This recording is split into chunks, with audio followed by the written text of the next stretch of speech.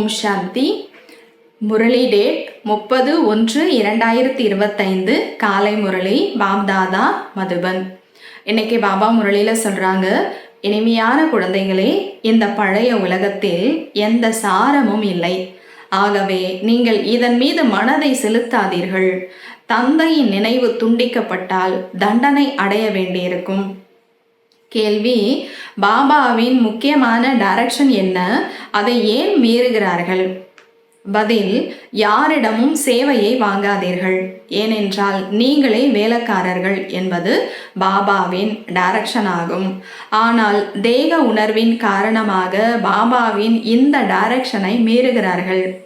நீங்கள் இங்கே சுகம் அடைந்தால் அங்கே சுகம் குறைந்து போகும் என பாபா கூறுகின்றார்.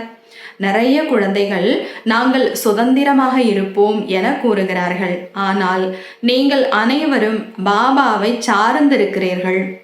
இன்றைய பாடல்: உள்ளத்தின் உதவி துண்டிக்கப்படக்கூடாது. ஓம் சாந்தி. தனது சாலிகிராமங்களுக்காக, ஆத்மாக்களுக்காக சிவபகவானின் வாக்கு. ஆத்மாக்களுக்காக சிவபரமாத்மானுடைய மகா வாக்கியம். சிவன் மற்றும் சாலிகிராமத்தை அனைத்து மனிதர்களும் அறிகிறார்கள். இருவரும் நிராகார.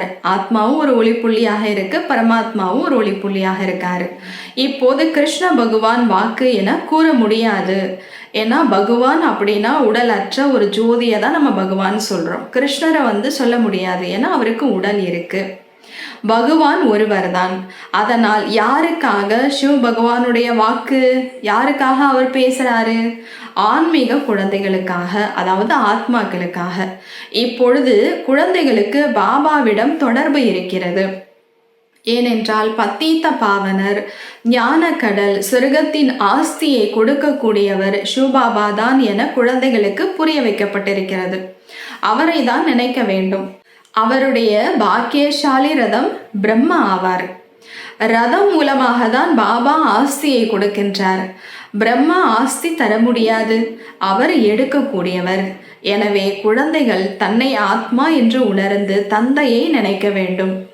ரதத்திற்கு ஏதாவது துன்பம் ஏற்பட்டாலோ அல்லது காரணத்தோடோ அல்லது காரணம் இன்றியோ குழந்தைகளுக்கு முரளி கிடைக்கவில்லை என்றால் குழந்தைகளின் கவனம் முழுவதும் சிவபாபாவிடம் செல்கிறது. அவர் ஒருபோதும் நோய்வாய்ப்பட முடியாது. சிவபாபாவுக்கு உடலே கிடையாது இல்லையா? அப்புறம் எப்படி நோய் ஏற்பட முடியும்? குழந்தைகளுக்கு இவ்வளவு ஞானம் கிடைத்திருக்கிறது, அதையும் புரிய வைக்கலாம். பட கண்காட்சியில் குழந்தைகள் எவ்வளவு புரிய வைக்கிறார்கள். குழந்தைகளுக்கு கூட ஞானம் இருக்கிறதல்லவா? ஒவ்வொருவரின் புத்தியிலும் சித்திரங்களின் ஞானம் அடங்கியிருக்கிறது. அந்த சித்திரத்துல என்ன ஞானம் இருக்கோ அது எல்லா ஞானமும் குழந்தைகளுடைய புத்தியில இருக்குங்கிறார் பாபா. குழந்தைகளுக்கு எந்த ஒரு இடையூறும் ஏற்பட முடியாது. அஞ்சல் வருவது போவது நின்று விடுகிறது. போஸ்ட் ஆஃபீஸில் ஏதோ ஒரு வேலை நிறுத்தம் பண்ணுறாங்க, போஸ்ட் வரல, வேலை நிறுத்தம் ஏற்படுகிறது என வைத்துக் கொள்ளுங்கள். பிறகு என்ன செய்வீர்கள்? குழந்தைகளுக்குள் ஞானம் இருக்கிறதல்லவா? சத்தியுகம் இருந்தது என புரிய வைக்க வேண்டும். இப்போது கலியுகம் பழைய உலகம் ஆகும். பழைய உலகத்தில் எந்த சாரமும் இல்லை. இதன் மீது மனதை செலுத்தாதீர்கள், இல்லை என்றால் தண்டனை அடையக்கூடும் என்று பாடலில் கூட கூறுகிறார்கள். தந்தையின் நினைவினால்தான் தண்டனைகள் நீங்கும். பாபாவின் நினைவு துண்டிக்கப்பட்டு பிறகு தண்டனை அடைந்து பழைய உலகத்தில் சென்றுவிடக் கூடாது. இப்படி பல பேர் சென்றிருக்கிறார்கள். அவர்களுக்கு தந்தையின் நினைவு கூட இல்லை. பழைய உலகத்தில் மனம் மாட்டிக்கொண்டது. காலம் மிகவும் மோசமாக இருக்கிறது. யாரிடமாவது மனதை செலுத்தினால் தண்டனை மிகவும் கிடைக்கும். நிறைய தண்டனை கிடைக்குங்கிறார் பாபா. குழந்தைகளுக்கு ஞானம் கூற வேண்டும். பக்தி மார்க்கத்தின் பாடலை கூட கேட்க வேண்டியது இல்லை. இப்பொழுது நீங்கள் சங்கமயுகத்தில் இருக்கிறீர்கள். ஞான கடல் பாபா மூலமாக உங்களுக்கு சங்கமயுகத்தில் தான் ஞானம் கிடைக்கிறது. ஞானக்கடல் ஒருவர்தான் என்பது உலகத்தில் யாருக்கும் தெரியாது. பாபா ஞானம் கொடுக்கும் போது மனிதர்களுக்கு சத்கதி கிடைக்கிறது. சத்கதி அளிக்கும் வள்ளல் ஒருவர்தான். அவருடைய வழிப்படி நடக்க வேண்டும். மாயை யாரையும் விடுவதில்லை. தேக அபிமானத்திற்கு பிறகு ஏதேனும் தவறு நடக்கிறது. தேக அபிமானத்தில் வந்துட்டதுக்கு அப்புறம் நிறைய தவறு நடக்குது. சிலர் பாதி காமத்திற்கு வசமாகிறார்கள், சிலர் கோபத்திற்கு வசமாகிறார்கள். நேசிக்கலாம், இதை செய்யலாம் என மனதில் நிறைய புயல் வருகிறது. யாருடைய உடல் மீதும் மனதை செலுத்தக்கூடாது. தன்னை ஆத்மா என புரிந்து கொண்டால் ஷரீர உணர்வு இருக்காது என பாபா கூறுகின்றார். இல்லை என்றால் பாபாவின் கட்டளையை மீறி விடுகின்றனர். தேக அகங்காரத்தினால் நிறைய நஷ்டம் ஏற்படுகிறது. ஆகவே தேகம் உட்பட அனைத்தையும் மறந்துவிட வேண்டும். அப்பாவையும் வீட்டையும் மட்டும் நினைக்க வேண்டும். ஆத்மாக்களுக்கு பாபா புரிய வைக்கிறார், ஷரீரத்தினால் காரியம் செய்தாலும் என்னை நினைத்தால் விக்கிரமங்கள் எரிந்து போகும். வழி மிகவும் எளிது. உங்கள் மூலமாக தவறு நடந்து கொண்டே இருக்கிறது என்பதை இவர் கூட புரிந்து கொள்கிறார். யாரு? பிரம்மா பாபா கூட புரிஞ்சுக்கிறாரா? ஆனால் தவறுகளில் மாட்டிக்கொண்டே இருக்கக்கூடாது. அதிலிருந்து நம்ம மீண்டு வெளியில வரணும். அதே தவற திரும்ப செஞ்சுக்கிட்டே இருக்கக்கூடாது. ஒரு முறை தவறு நடந்தது, பிறகு அந்த தவறு ஒருபோதும் நடக்கக்கூடாது. தனது காதை பிடிக்க வேண்டும். பிறகு அந்த தவறு நடக்காது. முயற்சி செய்ய வேண்டும். ஒருவேளை அடிக்கடி தவறு நடந்தால் நமக்கு நிறைய நஷ்டம் ஏற்படுகிறது என புரிந்து கொள்ள வேண்டும். தவறு செய்து செய்துதான் துர்கதியை அடைந்திருக்கின்றனர் அல்லவா? எவ்வளவு பெரிய ஏணியில் இறங்கி எப்படி ஆகியிருக்கிறீர்கள்? முன்பு இந்த ஞானம் இல்லை. இப்பொழுது வரிசை கிரமமாக ஞானத்தில் அனைவரும் திறமை அடைந்திருக்கிறீர்கள். எவ்வளவு முடியுமோ உள்நோக்கு பார்வையில் இருக்க வேண்டும்.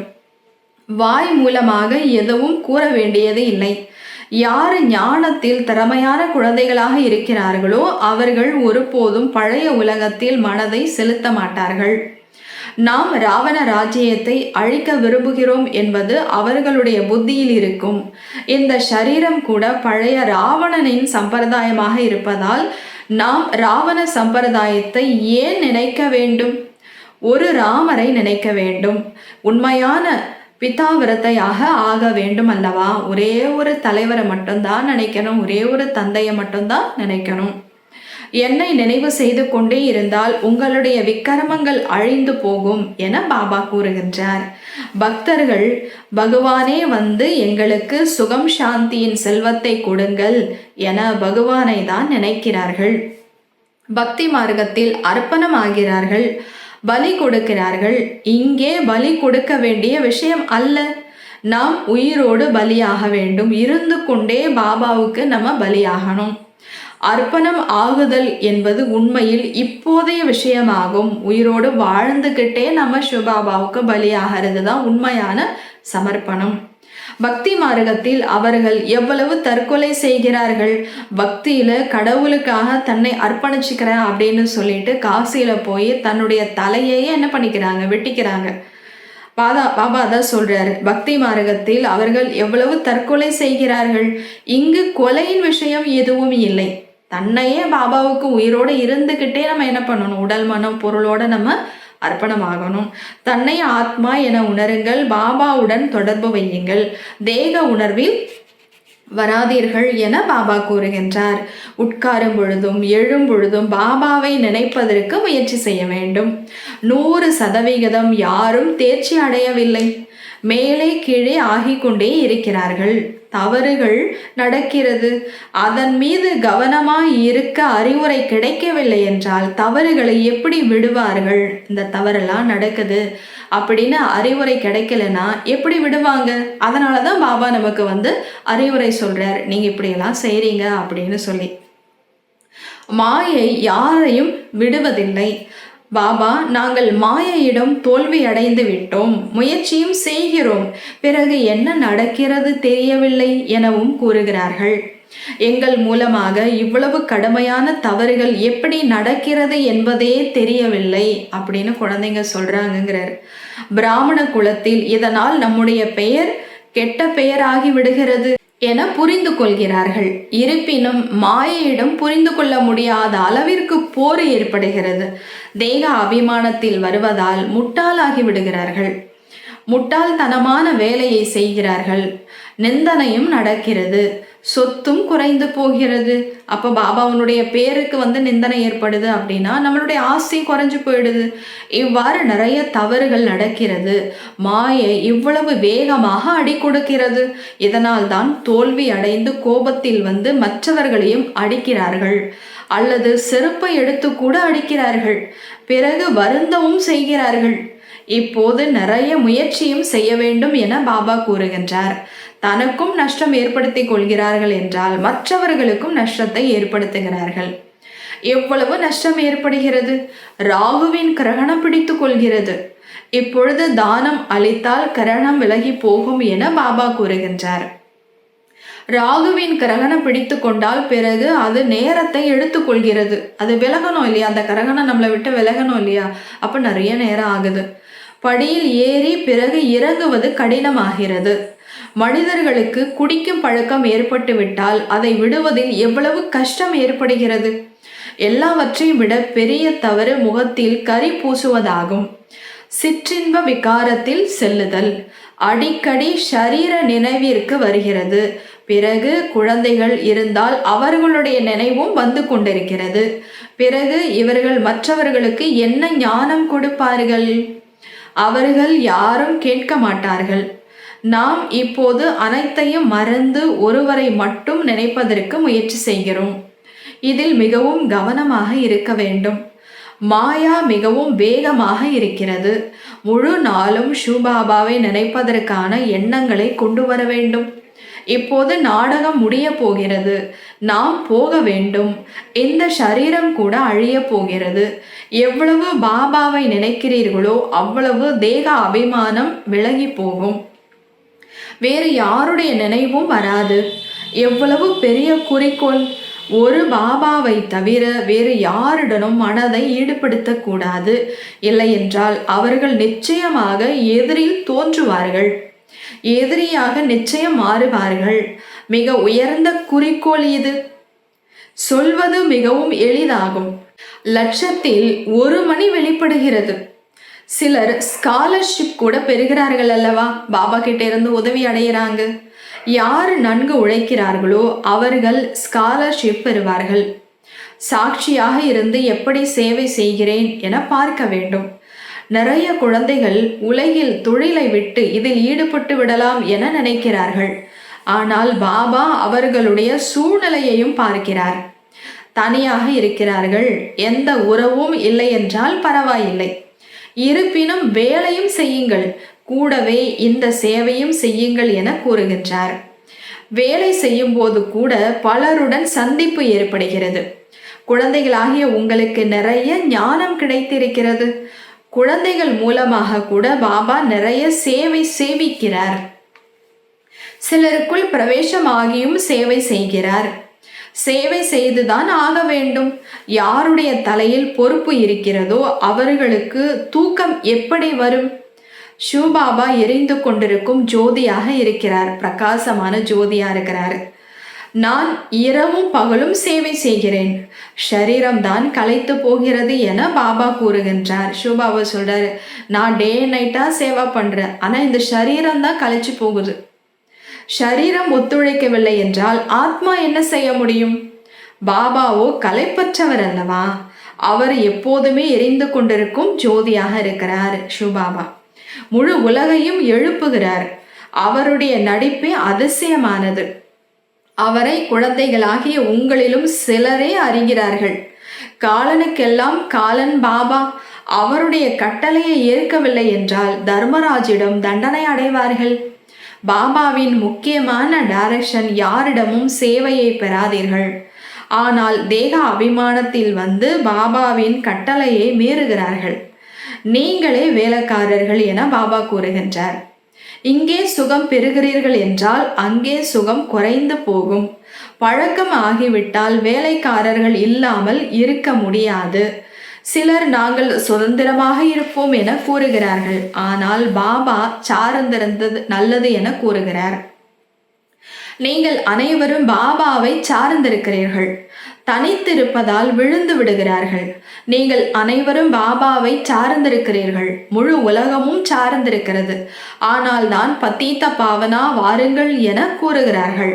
அவரிடமிருந்துதான் சுகம் சாந்தி கிடைக்கிறது. ஆனால் புரிந்து கொள்ள முடியவில்லை. இந்த பக்தி மார்க்கத்தின் நேரம் கூட கடந்து போக வேண்டும். இரவு முடியும் பொழுது பாபா வருகின்றார். ஒரு நொடி கூட வித்தியாசம் ஏற்படாது. நான் இந்த நாடகத்தை அறிந்திருக்கிறேன் என பாபா கூறுகின்றார். நாடகத்தின் முதல் இடை கடையை வேறு யாரும் அறியவில்லை. சத்தியுகத்தில் இந்த ஞானம் மறைந்து போகிறது. இப்பொழுது நீங்கள் படைக்கக்கூடியவர் மற்றும் படைப்பின் முதல் இடை கடையை உணர்ந்திருக்கிறீர்கள். இதற்கு தான் ஞானம் என்று கூறப்படுகிறது. மற்ற அனைத்தும் பக்தியாகும். பாபாவை நாலேஜ்ஃபுல், ஞானம் நிறைந்தவர் என்கிறார்கள். நமக்கு அந்த ஞானம் கிடைத்து கொண்டிருக்கிறது. குழந்தைகளுக்கு நன்கு போதை இருக்க வேண்டும். ராஜ்யம் ஸ்தாபனையாகி கொண்டிருக்கிறது எனவும் புரிந்து கொள்கிறார்கள். சிலர் பிரஜைகளிலும் சாதாரண வேலைக்காரர்களாக மாறுகிறார்கள். சிறிது கூட ஞானம் புரிவதில்லை. அதிசயம் அல்லவா? ஞானம் மிகவும் எளிதாகும். 84 பிறவிகளின் சக்கரம் முடிய போகிறது. இப்போது நம்முடைய வீட்டிற்கு போக வேண்டும். நாம் நாடகத்தின் முக்கியமான நடிகர்கள். முழு நாடகத்தையும் புரிந்து கொண்டிருக்கிறோம்.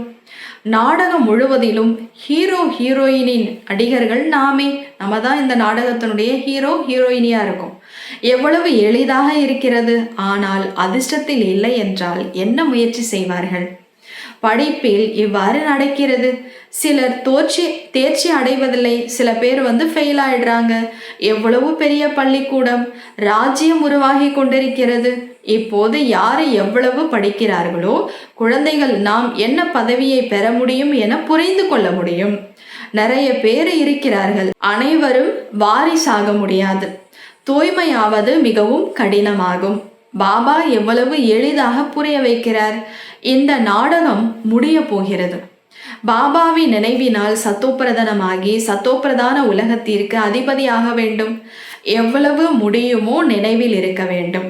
ஆனால் அதிர்ஷ்டத்தில் இல்லை என்றால் பாபாவிற்கு பதிலாக மற்றவர்களை தான் நினைப்பார்கள்.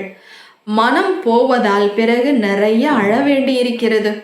இந்த பழைய உலகத்தில் மனதை ஈடுபடுத்தாதீர்கள் என பாபா கூறுகின்றார். இது அழிய போகிறது. இது வேறு யாருக்கும் தெரியவில்லை. அவர்கள் கலியுகம் இன்னும் நிறைய காலம் இருக்கும் என கூறுகிறார்கள். ஆழ்ந்த தூக்கத்தில் தூங்கிக் கொண்டிருக்கிறார்கள். உங்களுடைய இந்த பட கண்காட்சி பிரஜைகளை உருவாக்குவதற்கான பறக்கும் மார்க்கத்தின் சேவைக்கான சாதனமாகும். இந்த பட விளக்கம் நிறைய பிரஜைகளை உருவாக்குறதுக்கான பறக்கும் மார்க்கத்தினுடைய சேவை அப்படிங்கிறார். ராஜா ராணி கூட யாராவது தோன்றுவார்கள். அதில் பிரஜைகள் மட்டும் கிடையாது, ராஜா ராணி கூட வருவாங்கங்கிறார் பாபா.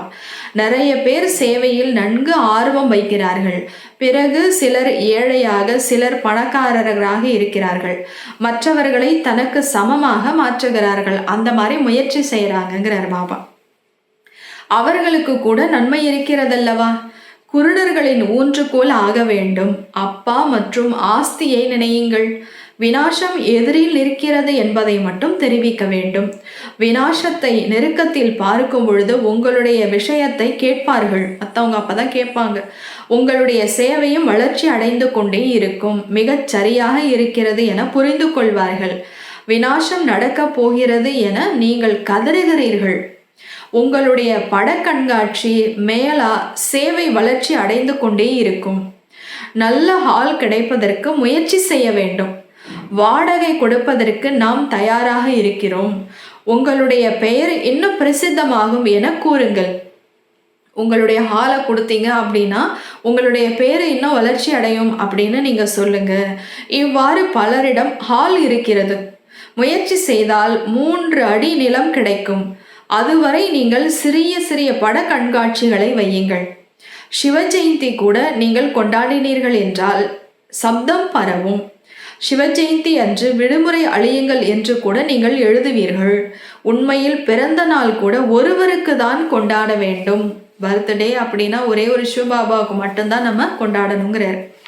அவரே பதீத பாவனர். தபால் தலை கூட உண்மையில் உண்மையான இந்த திருமூர்த்தியினுடையது தான். சத்தியமே ஜெயதே இது வெற்றி அடைவதற்கான நேரமாகும். நன்கு புரிய வைப்பவர்கள் கூட வேண்டும். அனைத்து சென்டர்களிலும் முக்கியமானவர்கள் கவனம் கொடுக்க வேண்டும். நம்முடைய தபால் தலை வெளியிட முடியும். இது திருமூர்த்தி சிவஜெயந்தி ஆகும். சிவஜெயந்தி என்று மட்டும் கூறுவதால் புரிந்து கொள்ள முடியாது. இப்பொழுது குழந்தைகள் தான் வேலையை செய்ய வேண்டும். நிறைய பேருக்கு நன்மை நடந்தால் எவ்வளவு லிஃப்ட் கிடைக்கும். சேவையின் லிஃப்ட் நிறைய கிடைக்கிறது. பட கண்காட்சியினால் நிறைய சேவை நடக்கிறது. பிரஜைகள் உருவாகிறார்கள் அல்லவா? சேவையில் எந்த குழந்தைகள் கவனம் வைக்கிறார்கள் என பாபா பார்க்கிறார். அவர்களை இதயத்தில் இடம் பிடிப்பார்கள். நல்லது. இனிமையிலும் இனிமையான காணாமல் போய் கண்டெடுக்கப்பட்ட செல்லமான குழந்தைகளுக்கு தாயும் தந்தையும் ஆகிய பாப்தாதாவின் அன்பு நினைவுகள் மற்றும் காலை வணக்கம். ஆன்மீக குழந்தைகளுக்கு ஆன்மீக தந்தையின் நமஸ்தே. ஆன்மீக தந்தைக்கு ஆன்மீக குழந்தைகளின் நமஸ்தே. நன்றி பாபா. தேங்க்ஸ் பாபா. தாரணைக்கான முக்கிய சாரம். நடைமுறை செய்வதற்காக முரளியிலிருந்து முக்கியமான 2 பாயிண்ட்ஸ். முதலாவது, ஒருவேளை ஒரு முறை ஏதாவது தவறு நடந்தால் அச்சமயம் காதை பிடிக்க வேண்டும். இன்னொரு முறை அந்த தவறு நடக்கக்கூடாது. ஒருபோதும் தேக அகங்காரத்தில் வரக்கூடாது. ஞானத்தில் திறமை உடையவராகி உள்நோக்கு பார்வை உடையவராக இருத்தல் வேண்டும். இரண்டாவது, உண்மையான பிதாவிரத்தை ஆக வேண்டும். ஒரே ஒரு பாபாவை நினைக்கக்கூடியவர்களாக மட்டும் இருக்கணும். உயிரோடு பலியாக வேண்டும். யாரிடமும் மனதை செலுத்தக்கூடாது. முட்டாள்தனமான எந்த வேலையும் செய்யக்கூடாது. வரதானம். பிரிவு என்பதை சதா காலத்திற்கும் விடை கொடுத்து அனுப்பிவிட்டு அன்பின் சொரூபமாகுக. பிரிவு என்பதை சதா காலத்திற்கும் விடை கொடுத்து அனுப்பிவிட்டு அன்பின் சொரூபமாகுக. விளக்கம். எனது அன்பருக்கு எது பிடிக்குமோ அதுவே எனக்கும் பிடிக்கும். இதுவே அன்பின் சொரூபம். உண்பது, பருகுவது, பழகுவது யாவும் அன்பருக்கு பிரியமானதாக இருக்க வேண்டும். எனவே எந்த ஒரு செயலும் செய்யும் முன்பே என் அன்பான பாபாவிற்கு பிரியமானதா என்று சற்று சிந்தித்து பாருங்கள். அத்தகைய உண்மையான சிநேகி ஆகிவிட்டால் நிரந்தர யோகி, சகஜ யோகி ஆகிவிடுவீர்கள். இந்த அன்பின் சொரூபத்தை சமன் செய்துவிட்டால் அமர்பவ எனும் வரதானம் கிடைத்துவிடும். எப்பயுமே பாபா கூடவே இருக்கக்கூடியவர்கள் அப்படிங்கிற வரதானம் கிடைத்துவிடும். பிரிவு என்பதற்கு சதா காலத்திற்கும் பிரிவு கிடைத்துவிடும். பிரிவு என்பதற்கு எப்பொழுதும் சதா காலத்திற்கும் பிரிவு கிடைத்திருங்கிறார் பாபா. ஸ்லோகன். சுபாவம் சுலபமாக மற்றும் முயற்சியில் கவனம் கொடுப்பவராக ஆகுங்கள். சுபாவம் சரளமாகவும் மற்றும் முயற்சியில் கவனம் கொடுப்பவர்களாக ஆகுங்கள். இன்று பயிற்சிக்காக தனது சக்தி வாய்ந்த மனதின் மூலமாக சக்தி தரும் சேவையை செய்யுங்கள். ஒரு விதையினுள் முழு மரமும் அடங்கியிருப்பது போலவே ஒரு எண்ணத்தில் முழு மரத்தின் விஸ்தாரமும் உள்ளடங்கும் பொழுதே எண்ணங்களின் ஆர்ப்பாட்டம் அடங்கும். இன்றைய உலகில் அரசியல், பொருட்களின் விலைவாசி, பணமதிப்பு, கர்ம வினையெனும் நோய்கள், தர்மத்தின் ஆர்ப்பாட்டம் அனைத்தும் அதிகரித்து கொண்டே செல்கிறது. இவைகளில் இருந்து தன்னையும் பிறரையும் காப்பாற்ற மனம் புத்தியை ஒருமுகமாக்கும் பயிற்சி செய்து சக்தி தரும் சேவை செய்து கொண்டே இருங்கள் அப்படிங்கிறார் பாபா. நல்லது. ஓம் சாந்தி.